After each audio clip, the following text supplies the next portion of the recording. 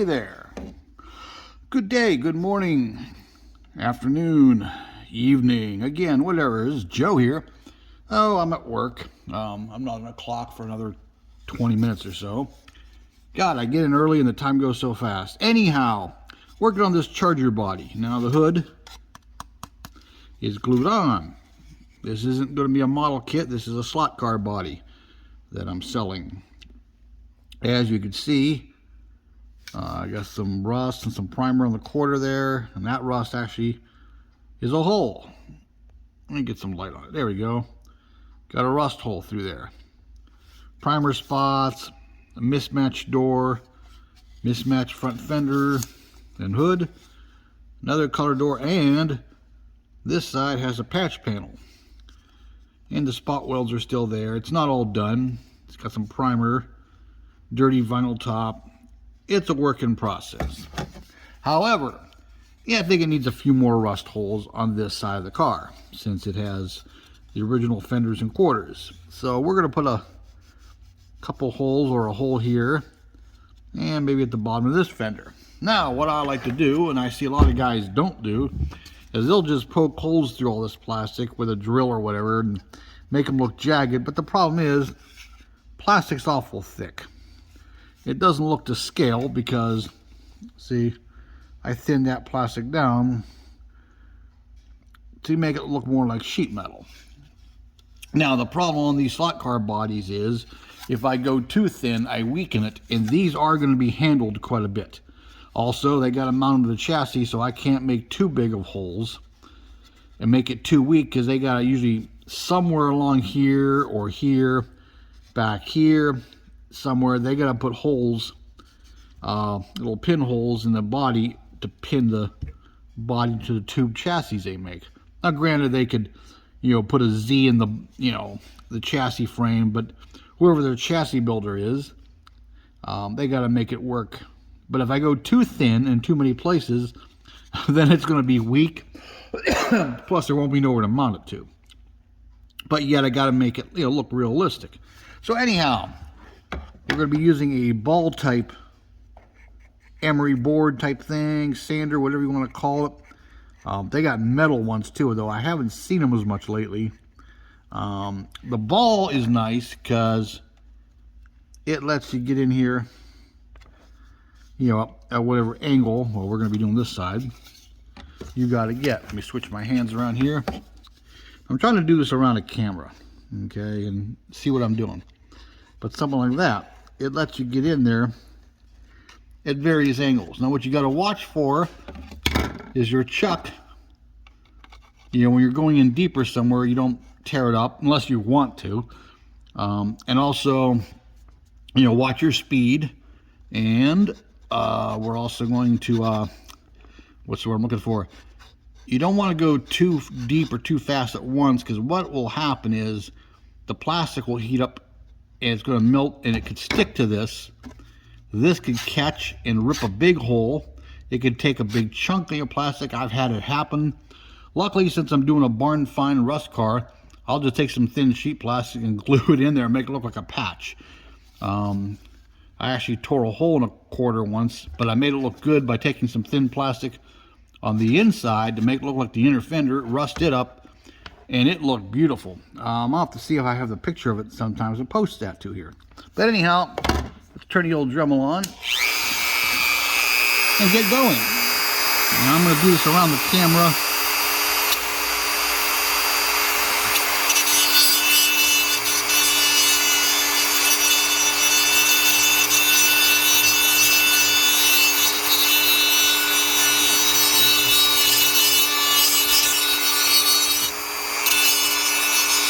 But what I want to do is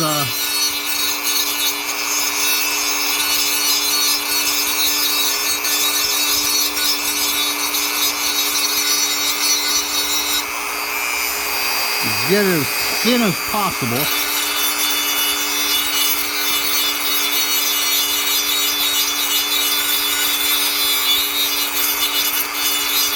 I'm applying like medium pressure.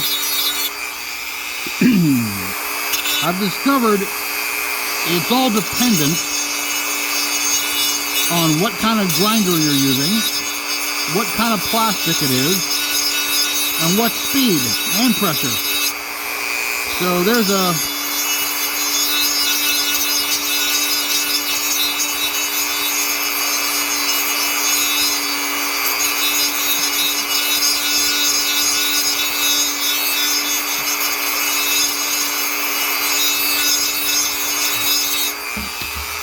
let's kill that for a second. Let's see how thin we are. Yeah, this is kind of trickier to do over a camera, or a phone. Let's see if we're... Now, anywhere the white plastic shows isn't going to matter, because I could paint over it and put the rust powder. Let's do a little more here. I think it needs to be a little thinner.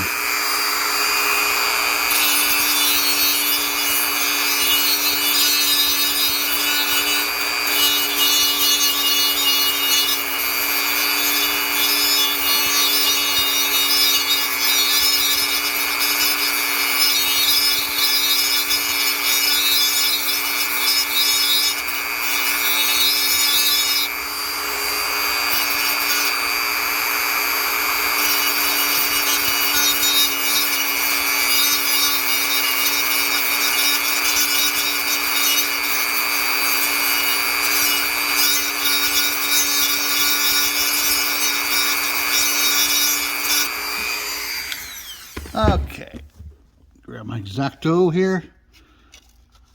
Oh, that's awful thin. Okay. Now this here, just rust flakes. When it's all done, even though that's part of the molding, I can rust that away. And then what we have to do, let me bring this thing over here. When you go to poke these holes through, let me see if we're on that. Yeah, we are. You want to make sure that you have something firm underneath it. And what you're going to do is, I use an X-Acto and I keep turning it around. And what you'll do, as you see, it's really thin. I probably actually went a little too thin.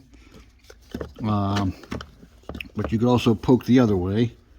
Now, if I feel I went way too thin, I could always take some thin sheet plastic and put it on the back side of this to strengthen it back up. But here we go. Now we have a hole. And that's really weak, but we could fix that.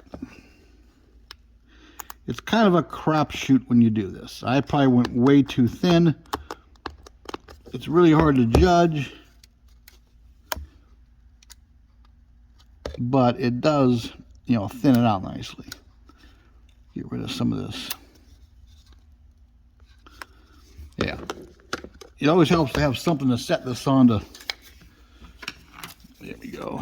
You could put this piece of a paint stir under here. Plus, it keeps me from jabbing my finger.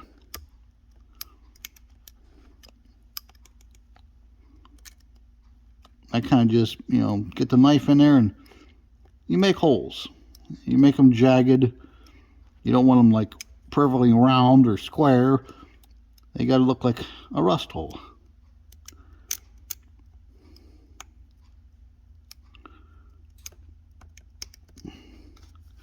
Let's see what that looks like. Yeah, I'm definitely going to strengthen that a little bit. It's a little too weak right there. But I got some ultra thin sheet plastic. All I gotta do is glue it on the back side and then just paint it black, or poke some holes through it too. Yeah, it's kind of a crapshoot when you do this. You never know what's going to happen. It could go right through. It could. There, so I can see some of the board under there now. See, there's a hole. Sometimes even just a little bit of crazy glue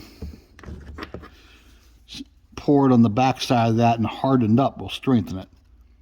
Yeah, that's really thin, but it's a nice look.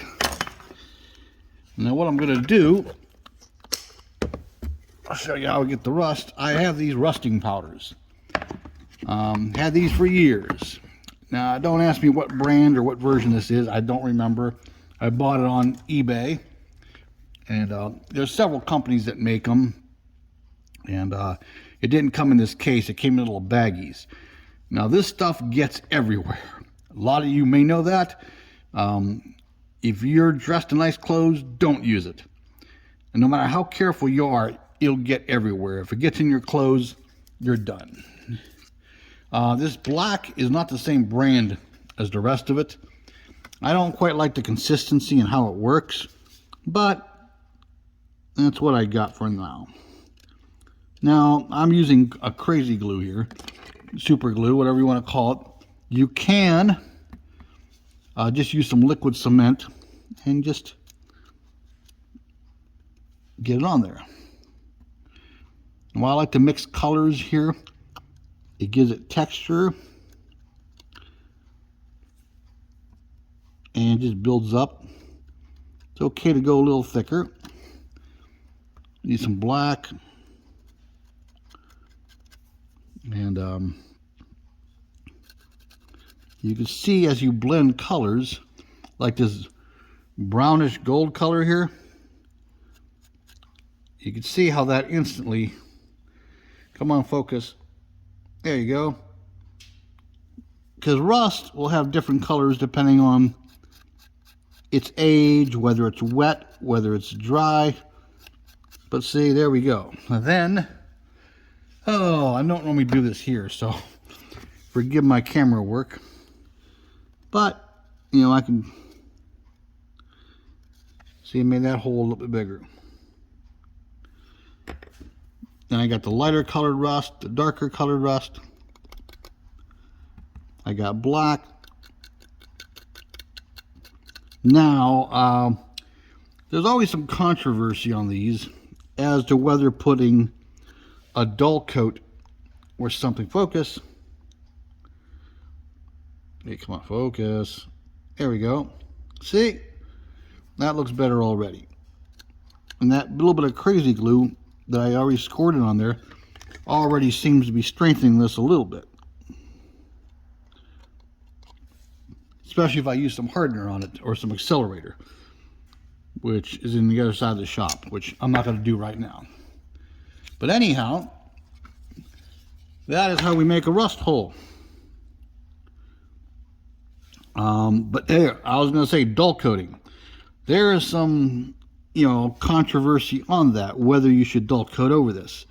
Now, I have found doing this rust thing for years that dull coat will kind of subdue the effects of these powders. But it also seals it in. Now, the sealing in thing probably isn't important if you're making a barn find or a rusty whatever, car, truck, whatever, for a shelf model that isn't going to be handled. Because pretty much once the stuff's on there, it's pretty much on there. But these are going to be slot car bodies. These are going to be played with and handled a lot. And yeah, you don't want it rubbing off. So what I'll do is once I have it rusted up, I'll dull coat it. And if it seems to subdue this too much and flatten out some of the texture and the color, I'll maybe put a little bit more and then add a little more dull coat on top of that. You got to remember that, you know, don't overdo it.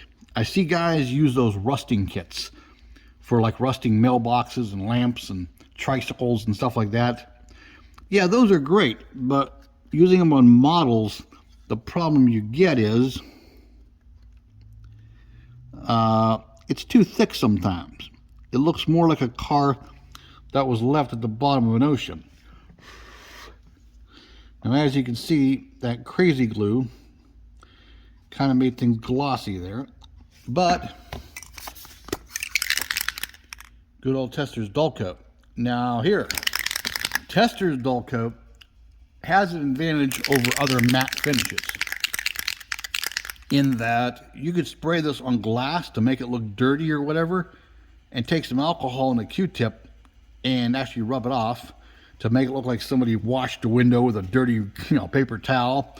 Or even if you put it thick enough, you could scrape it off with a piece of plastic and it looks like frost, you know, that's gathered on the window. But let me, okay, I sprayed a little dull coat on there, which of course is shiny when it's wet. But yeah, there's our rust hole. Let me refocus it here.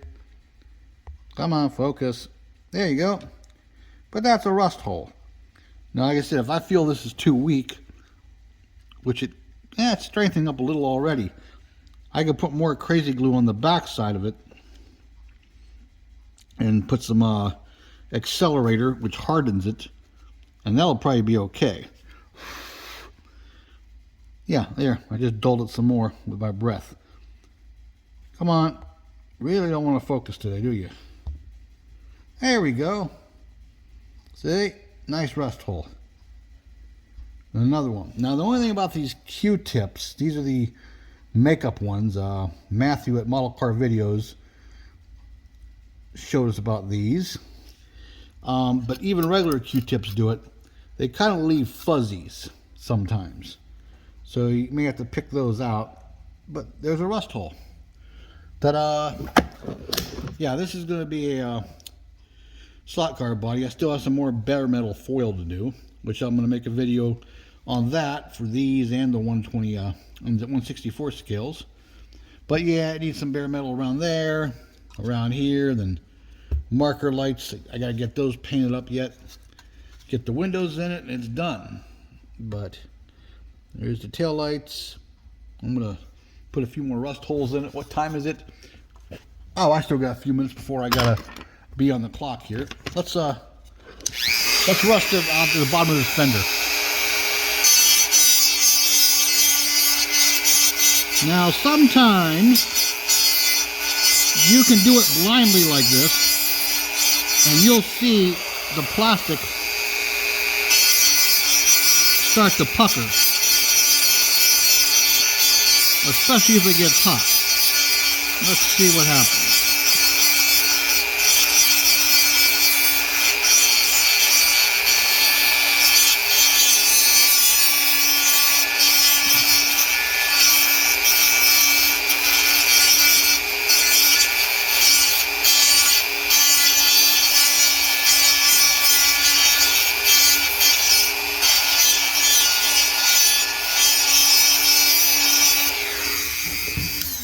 See, look at my thumb. That's that powder. It gets everywhere. So yeah, if you can do this on like a big piece of paper or something, and you can just fold it up when you're done, I'm telling you, it gets everywhere. You don't really see it until you take a paper towel and, like, you know, wipe your work area, and it comes up with all that powder on it. It's just nasty stuff. It gets everywhere. So, like, if you're about to go to a funeral or a wedding reception or church, and your girlfriend or wife is upstairs getting ready, and you figure, well, you know what, I'm going to go work on my 64 GTO for a little bit and maybe rust it up while I'm waiting, and you're in your nice church clothes, I'd recommend not doing that, because one of those little flakes will float down and land on your pant leg or your shirt sleeve, and you'll get in the car, and your old lady's going to go, "Oh, God, what's that in your sleeve? We're going to a funeral. That's how you feel about my mother, isn't it? Oh, yeah, go to her funeral dirty, you pig." And something like that will happen. So I'm just saving you guys the hassle of that. I have a pair of jeans that still has a rust stain on it from this stuff. And God forbid you spill it.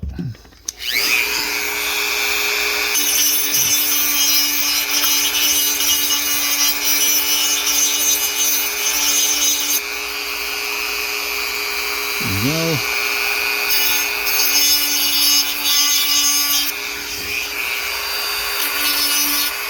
So we're on camera? Yeah. Apologize for the camera work. I got to get used to doing this. I got crappy eyes, so I got to look closely at things. And then on top of it, I'm trying to keep it on the camera for you guys. So, but again, I'll put this under here as a backing. Both to keep from cracking it and to keep from stabbing my finger. Now, you could also like use the edge of a block of wood. You know, almost like an anvil, almost like a metalsmith uses an anvil.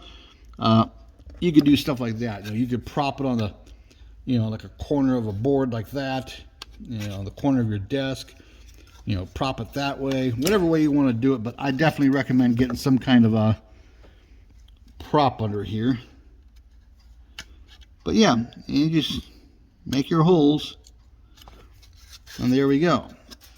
There's a hole. And we're gonna, yeah. But they sell these powders. Now I also use the waxy makeup looking stuff from Tamiya, and other companies make it. I also have some liquids. I kind of use a combination of all of them. I do the salt technique. I do the rub through technique. Like a lot of this is just sanding through after it's painted. Now, granted, you could do the holes and stuff before you paint it. It doesn't matter, because you're going to paint over it and rust over it anyhow. I kind of look at it this way. A real car is painted and then it rusts. So, you know. But like I said, I like to mix colors. So if you buy these powders, you may want to buy them in a set like this. And don't be afraid to use, I mean, as you can see, there's all kinds of colors here. A lot of these are dirt and mud, but they give texture and they give color to the rust, like you see. When I first saw this gold color, I'm like, that's really odd looking. I'll never use that. But then when I put it over that, you can see, you know, the texture it adds. It adds a lot of realism. Because, like I said, rust has different layers. You know, because some of the paint is still in a rust hole. Some of the primer, some of the metal. And that's it. And then, like, you know, when you want extra rust, like here. Am I on camera? Yeah.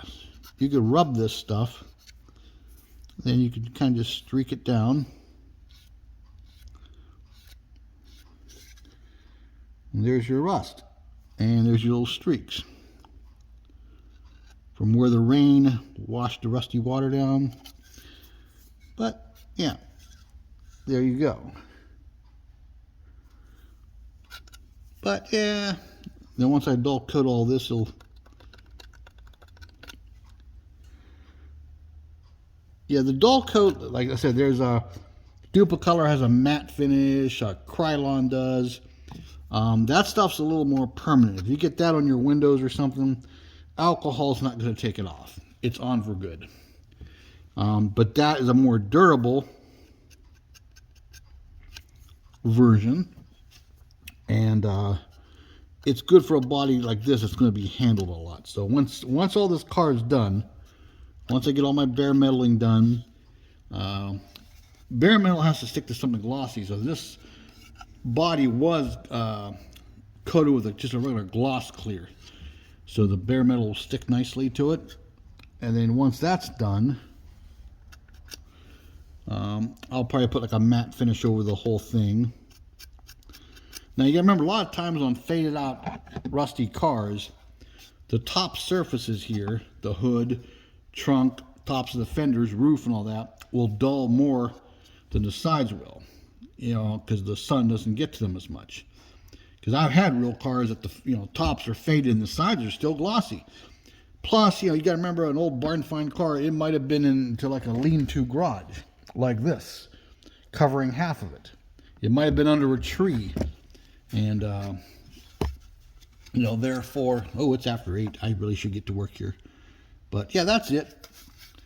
Just want to make that video real quick. Sorry for the... But there's our rust holes. Now that will change with the dull coat, and I can always go back over it again. Add different textures to it. I'm probably gonna get some rust on that lower pan and this front pan too. I'm probably gonna maybe put a rust hole in there somewhere. I think it needs it. But yeah.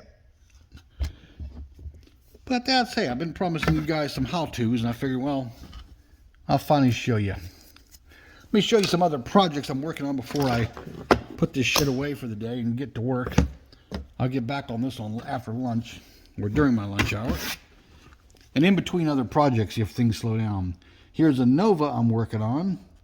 It's going to have rust holes too. It's got, looks like a car, and that's exactly what I did. I put the rust oxide color down first, the red primer, and then I painted it a few different colors. So it looks like the real thing that has been painted a few times. It started off as a kind of a aqua-ish, light aqua, then someone painted a darker aqua, then it was painted this ugly mustard yellow at one point in its life. And you can see the paint just is faded away and rubbed away and been sanded away. And see, there's some rust holes here, which I'm not done with. They don't have the coating on top of them yet. I just perforated it. I have to go over it and put the actual rust powder on there. But yeah, it's got gray primer fenders. It's got a aftermarket cowl hood. Got that one. And I got this one. Now this is a good old pickup truck. Mismatched bed. Mine's zoomed in here. Let's see. Yeah, let's zoom out. There we go. Anyhow, yeah, 64 Chevy. That's let's get that to focus. Yeah, Captain Lou's Seafood. His old truck. Some hot rodder bought it used, and it's got a red and white cab, and got an aqua hood, got primer spots. It's going to have some rust holes down here, the back of the cab. It's going to have more rust texture to it too. And then the bed is a rebuilt bed. It's got a different colored tailgate. The outer fenders are mismatched, but they're both rusted through. It's going to have rust holes down here, more primer spots. But yeah, this truck's, I call it the Crab Cakes, is my name for it. And the gentleman that's buying it from me, he could name it whatever he wants, but this old girl's got around and she got the crabs. So yeah, so that's a couple things I'm working on here. Okay, well, now it's time to work on that. I got to finish doing all kinds of wiring on that dumb thing.